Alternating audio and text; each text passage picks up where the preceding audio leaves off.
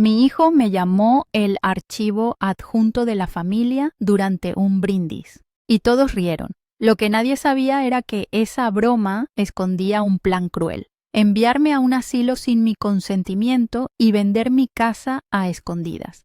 Esta es la historia real de cómo pasé de ser una madre sacrificada e invisible a convertirme en la mujer que les enseñó el valor de la dignidad, los límites y la independencia. No se trata solo de traición, se trata de despertar, de decidir que ser madre no significa desaparecer. Mi hijo me llamó archivo adjunto frente a toda la familia y lo hizo con una copa de vino en la mano y una sonrisa que heló más que el aire del mar en la cubierta del crucero. No fue un desliz, no fue un mal chiste sin intención. Fue una sentencia, una declaración pública de lo que realmente pensaba de mí. Y lo peor no fue escucharlo, lo peor fue ver cómo nadie lo contradijo, cómo Valentina bajó apenas la mirada, cómo los camareros sonrieron incómodos y cómo mis propios nietos, demasiado pequeños para entender, simplemente aplaudieron con inocencia después del brindis. Ese fue el momento exacto en que sentí como algo dentro de mí se rompía. Una grieta silenciosa, imperceptible por fuera, pero devastadora por dentro. Durante años me había convencido de que seguía siendo importante para ellos, que mi presencia era valiosa, que después de todo lo que había dado y sacrificado, aún tenía un lugar legítimo en su vida. Me equivoqué. La noche había comenzado con ilusiones. Me puse el vestido azul marino que había comprado especialmente para la ocasión. Era elegante, sobrio y, en mi mente, una especie de homenaje silencioso a Manuel, mi esposo fallecido, quien siempre decía que el azul profundo hacía resaltar la luz en mis ojos. Caminé por los pasillos del barco con una mezcla de emoción y nostalgia. Mi hijo me había dicho que querían celebrar mi retiro. «Te lo mereces, mamá», había dicho, con esa voz dulce que aún sabía usar cuando necesitaba que yo creyera. Pensé que ese viaje era un regalo, un reconocimiento. Pensé tantas cosas. La cena fue en un salón con candelabros de cristal y camareros que hablaban varios idiomas. Valentina lucía perfecta, como siempre. Su vestido ajustado, su sonrisa blanca y precisa, su manera de controlar cada detalle sin que se notara. Raquel, por su parte, ya iba por la tercera copa de vino cuando se levantó a hablar. Todos lo miraban con atención, como si esperaran algo conmovedor. Quiero proponer un brindis por mi madre, Camila, que finalmente se ha jubilado tras años de enseñar a otros, y por Valentina, por aceptar traer a bordo a nuestro archivo adjunto familiar. Pausa. Risas. Ya la hemos estado cargando desde que murió papá, así que ¿por qué no traerla también de vacaciones, no? Me reí, no por el chiste, sino porque era eso, o llorar frente a todos. Esa risa fue el último acto de dignidad antes de que el suelo se abriera bajo mis pies. No dije nada, no reaccioné. Me senté con la copa en la mano, congelada, mientras el champán se calentaba entre mis dedos. Esa noche no dormí. Caminé por la cubierta mientras la brisa me golpeaba la cara como una bofetada tras otra. Me sentí vieja, sí, pero sobre todo me sentí invisible. Su broma no era una broma, era la verdad desnuda que el alcohol apenas había ayudado a liberar. Era lo que realmente pensaban de mí.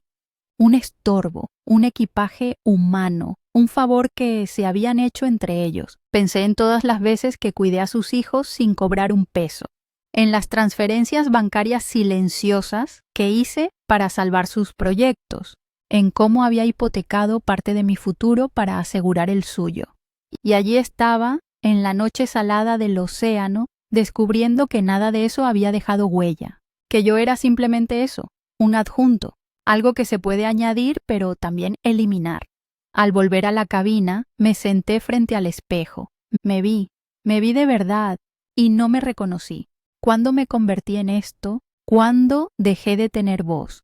¿Cuándo acepté que amar a mi hijo significaba desaparecer lentamente?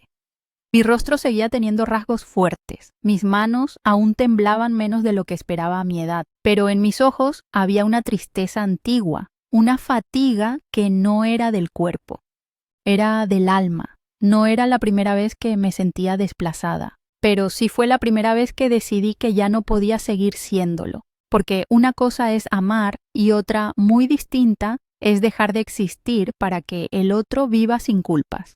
Esa noche empecé a recordar quién era antes de ser mamá de Raquel, antes de ser la suegra útil, la abuela servicial, la mujer de fondo. Fui Camila, fui profesora de literatura, fui una mujer con opiniones, con carácter, con sueños propios, fui una lectora apasionada, una viajera frustrada, una esposa amada, y esa mujer, la de antes, todavía vivía en mí. Muy al fondo, sí, pero viva. No sabía exactamente qué iba a hacer, pero supe con una certeza que me estremeció que algo iba a cambiar, que no me iba a dejar convertir en una sombra agradecida por la limosna de la compañía, que ese chiste maldito había sido el disparo de salida para algo más grande.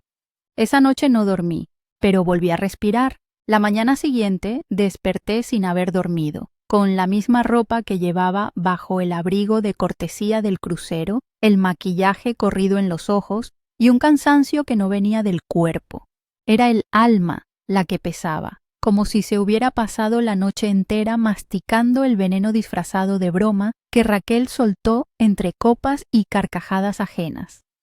Me preparé un café aguado en la pequeña cafetera del camarote, el tipo de café que normalmente habría despreciado por insípido, pero que ese día se sintió como un abrazo tibio y suficiente.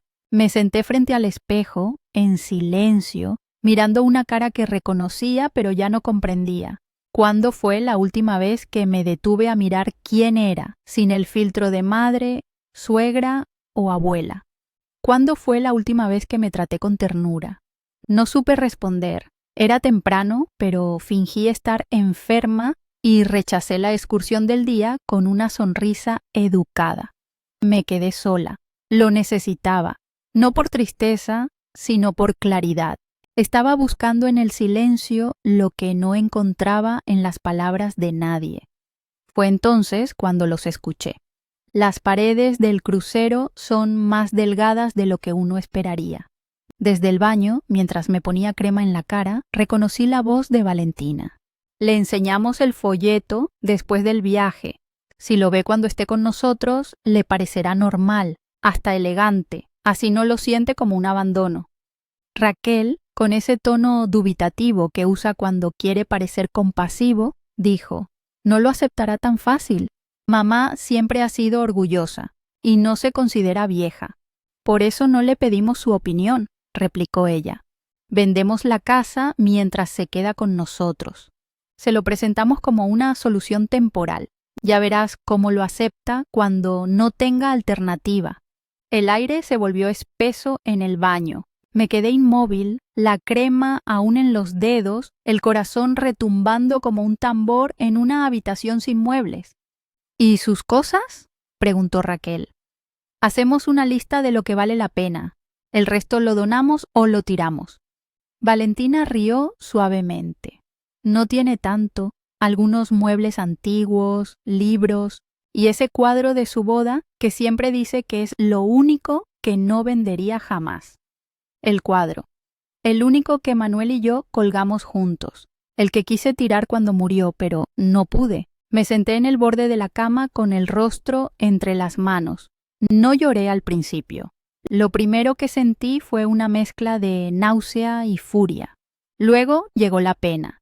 No por mí, por lo que mi hijo se había convertido y por lo que yo había permitido. Me levanté con lentitud y abrí el cajón donde guardaba un pequeño cuaderno de tapas duras, uno que usaba para anotar citas de libros o cosas que me llamaban la atención. Esa noche comencé algo nuevo, una lista, no de quejas, de recuerdos. Escribí la vez que Raquel llegó del colegio llorando porque lo habían insultado por ser el más bajito. Y cómo me quedé toda la noche inventando historias de héroes pequeños para hacerlo sentir fuerte. La vez que su padre murió y él dejó de hablarme durante semanas y yo me senté fuera de su habitación cada noche por si necesitaba compañía. Anoté los préstamos que hice para su empresa, las veces que me quedé con los niños mientras ellos se iban de viaje. todo lo que había hecho por él desde que era niño y lo que seguía haciendo sin nombre ni precio. Mientras escribía, el sonido de los niños riendo en el pasillo me atravesaba como un eco de lo que creí tener. Una familia. Pero entendí que no es familia quien comparte tu mesa si al mismo tiempo planea venderla sin preguntarte. Busqué en mi maleta el pequeño estuche donde guardaba el anillo de compromiso que Manuel me dio. Era sencillo, sin piedras, de oro viejo.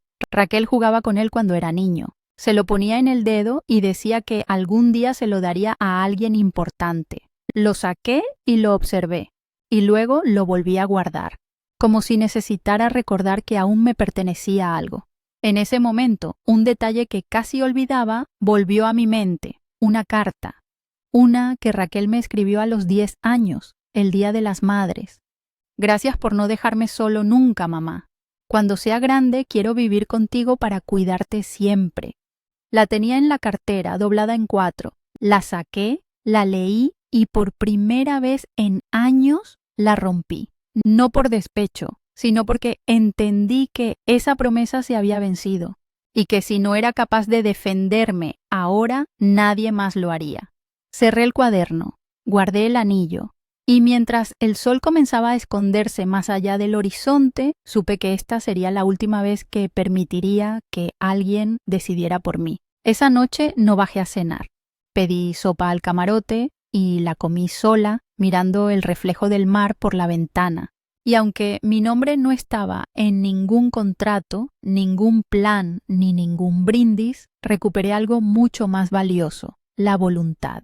Volvimos a tierra un lunes por la mañana, con las maletas llenas de ropa húmeda y la cabeza cargada de silencios. Raquel insistió en llevarme a casa. Mantuve la cortesía, lo dejé subir las maletas, acepté el beso en la mejilla que no sentí. Él no notó nada, como siempre, o eligió no verlo.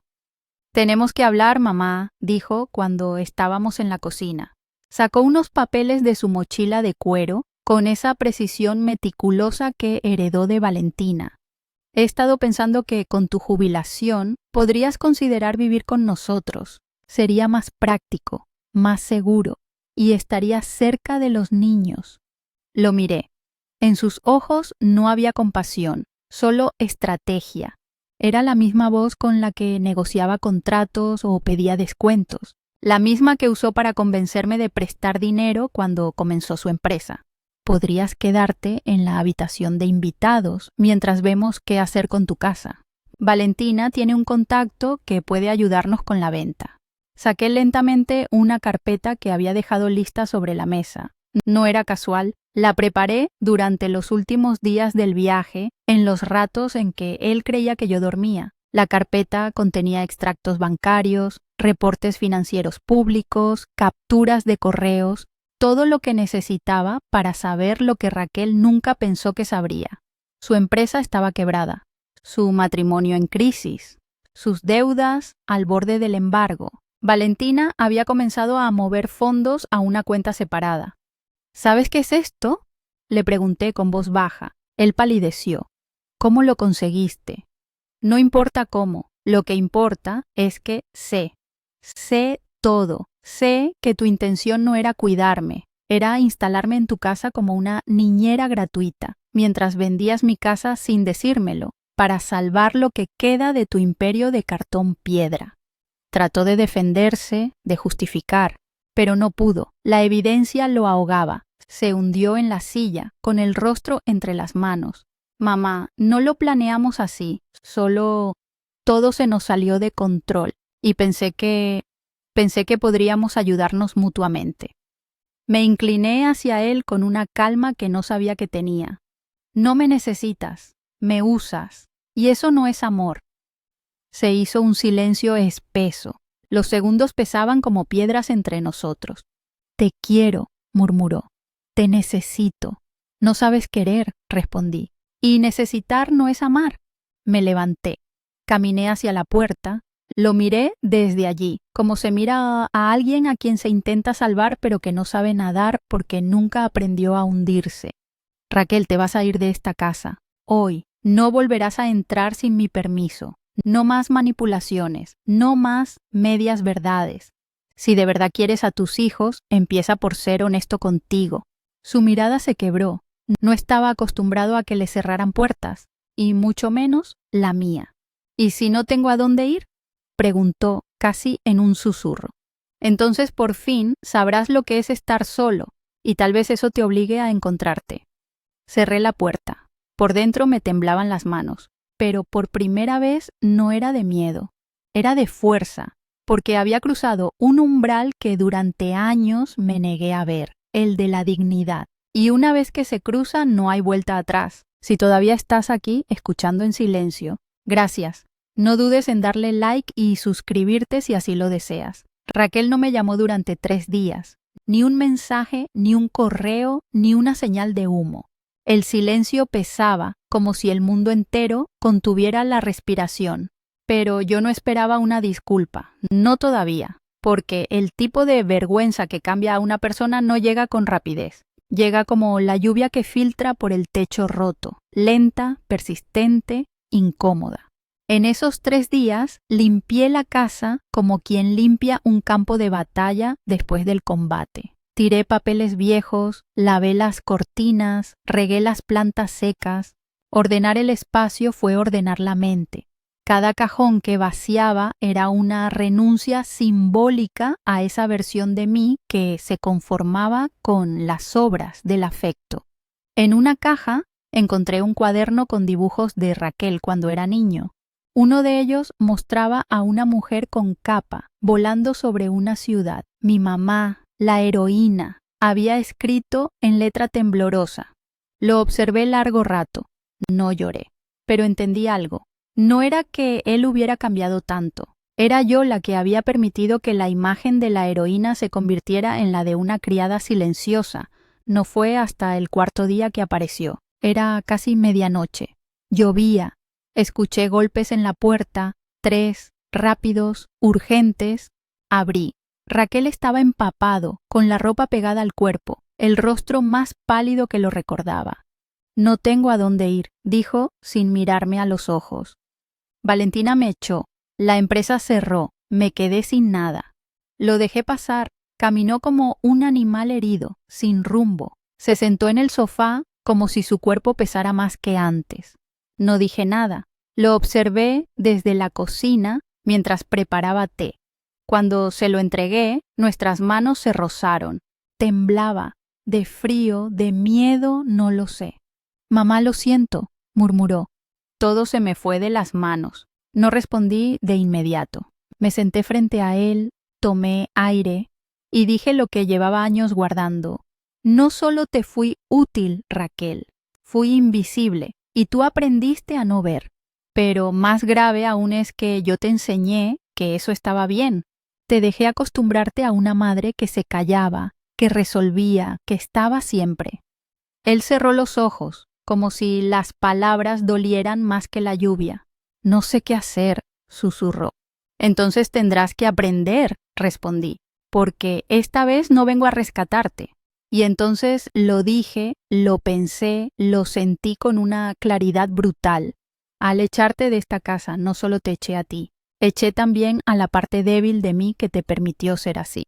Esa parte que confundió amor con obediencia, que creyó que ser buena madre era desaparecer en favor tuyo. Ya no. Él me miró por primera vez. Sus ojos estaban enrojecidos, pero no sabía si por tristeza o por despertar. «¿Puedo quedarme esta noche?», preguntó. Asentí, pero antes de que subiera al cuarto de invitados, dije, «con condiciones». Se detuvo. «Quiero 3 cosas. Una disculpa real, no solo conmigo, con tus hijos, con Valentina, con quien te ayudó y luego fue ignorado. 2. Terapia. No una sesión. Compromiso. 3. No te prestaré dinero. Tendrás techo, comida, pero no cheques en blanco. Si quieres reconstruirte, hazlo con tus propias manos». Raquel se quedó en silencio largo rato. Luego asintió. Esa noche durmió bajo el mismo techo, pero no era el mismo hijo. Y yo tampoco era la misma madre. Nos acostamos con el peso del pasado entre nosotros, pero con la leve sospecha de que Algo, tal vez, podía cambiar. Raquel se quedó más de lo que había previsto. Al principio, pensé que serían solo unos días, pero los días se volvieron semanas. No porque yo lo permitiera sin condiciones, sino porque él, por primera vez, aceptó vivir bajo las reglas de otro, las mías. Se levantaba temprano, salía con su mochila al hombro como si tuviera rumbo, y volvía tarde, más cansado que antes, pero menos tenso. Yo no preguntaba mucho, él tampoco contaba demasiado. El equilibrio era frágil, pero era nuevo, y eso ya era un comienzo. La casa cambió de sonido. Ya no había el silencio crispado de la decepción, sino un tipo distinto, ese que ocurre cuando dos personas están reconstruyendo desde los escombros. Durante el día, yo retomé cosas mías, volví a leer con calma, me inscribí en un curso de acuarela que siempre quise tomar. Empecé a escribir pequeñas postales a mí misma, recordatorios de lo que soy cuando no me diluyo en las necesidades de los demás. Eres más que madre, eres más que ayuda, eres Camila. Las dejaba en los libros, en el espejo del baño, en la puerta de la alacena, no para no olvidar, sino para afirmar. Raquel empezó terapia. Lo supe porque me lo dijo sin rodeos una tarde mientras ponía la mesa. Hoy hablé de papá, soltó. No dije nada, solo asentí. Nunca lo había hecho, añadió. Nunca quise parecer débil. Me contuve de decir que la debilidad no es hablar, sino callar hasta pudrirse por dentro. Pero no lo dije. No hacía falta. Él comenzaba a entenderlo solo. A veces, en el desayuno, lo encontraba mirando fotos viejas. Una vez lo vi con la carta que le escribí cuando se graduó, la que había dejado olvidada en una caja años atrás. No dijo nada, pero sus ojos estaban húmedos. Con los niños empezó a reconstruir puentes. No era perfecto. A veces se le notaba la ansiedad, la impaciencia, pero lo intentaba. Jugaba con Mateo en el suelo, ayudaba a Lucía con las tareas y en una ocasión incluso cocinó con ellos. Yo observaba todo con una mezcla de esperanza y cautela, porque sabía que los cambios reales no hacen ruido, pero tampoco son garantizados, y porque también aprendí que no todo depende de una madre. Un día, mientras pintaba en la terraza, recibí una llamada. Era de una colega de la universidad.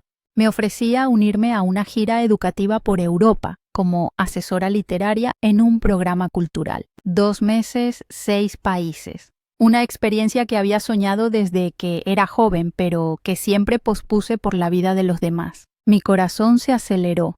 La rechacé en automático. Estoy cuidando a mi hijo, pensé. Pero esa noche frente al espejo me pregunté, ¿y si esta vez él puede cuidarse solo? ¿Y si esta vez no me necesita para levantarse, sino solo para no caer del todo? Durante la cena lo mencioné casualmente. Europa, dijo. ¿2 meses? Asentí. ¿Y tú? ¿Quieres ir? Me tomó un segundo responder. Sí. Lo miré.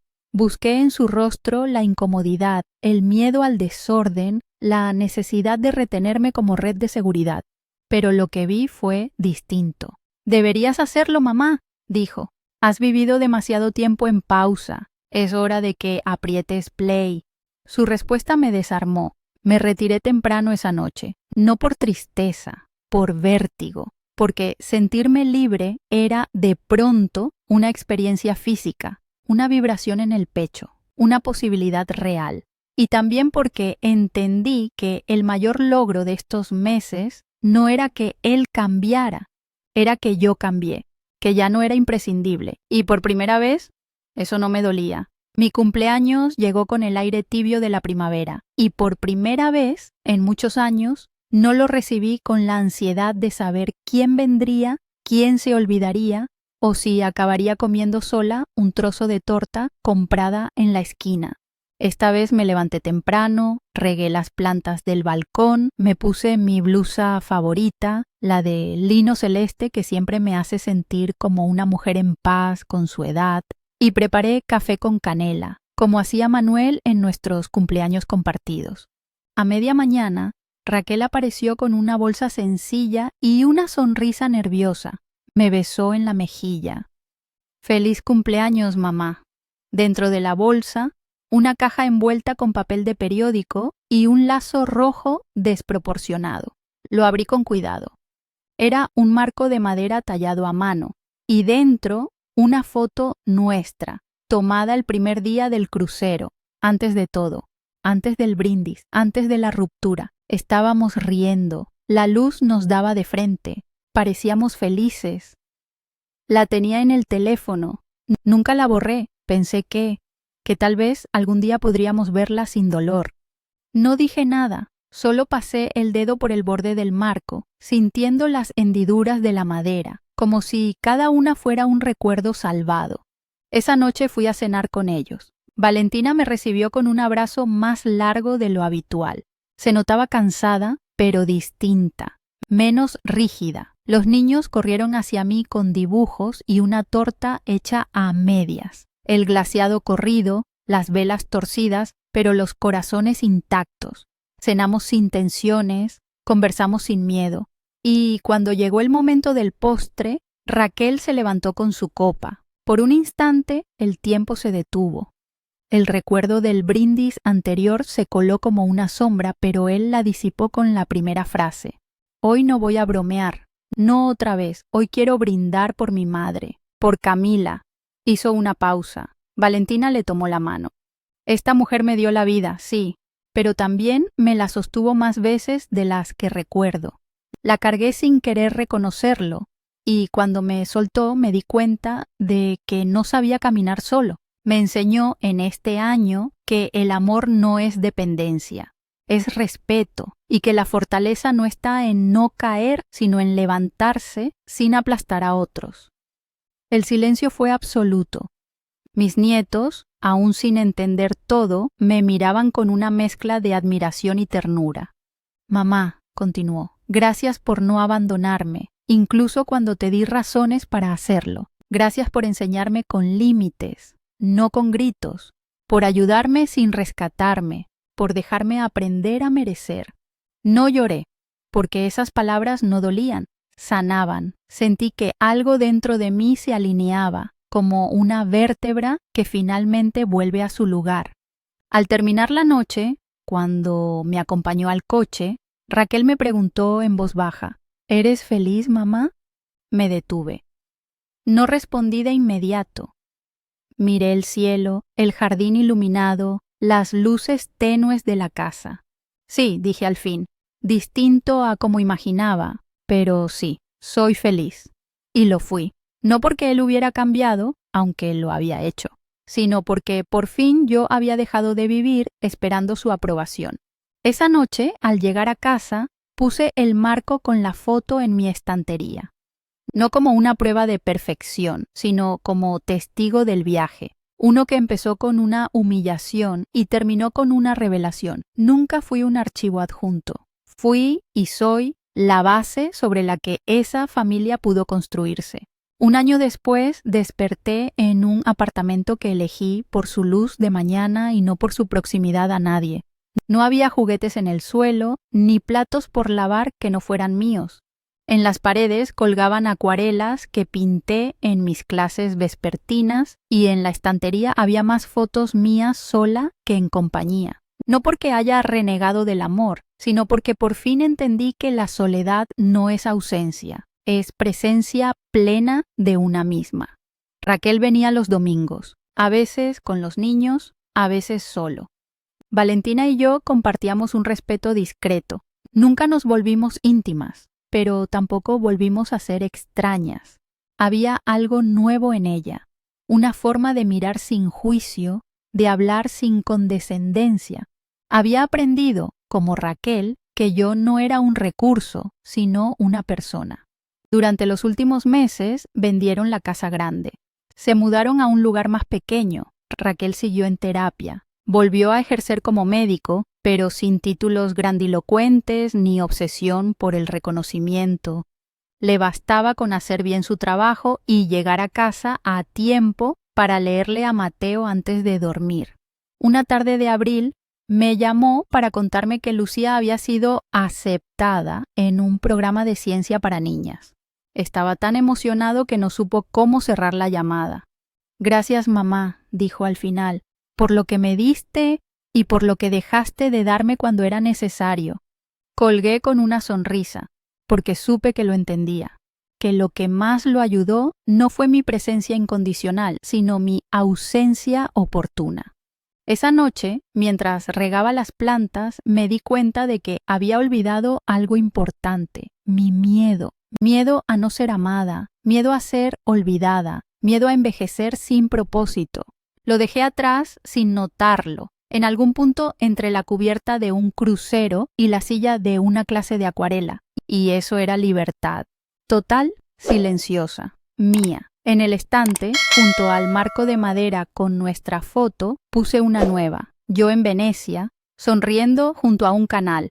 Era mi favorita, no por el lugar, sino por mi expresión. Me miraba con la cara de una mujer que finalmente se habitaba a sí misma. No era madre de, no era abuela de, era Camila, simplemente Camila. Y por primera vez en 60 años, eso bastaba. Gracias a todos por ver este video. Por favor, dejen un comentario y cuéntenme qué piensan sobre esta historia.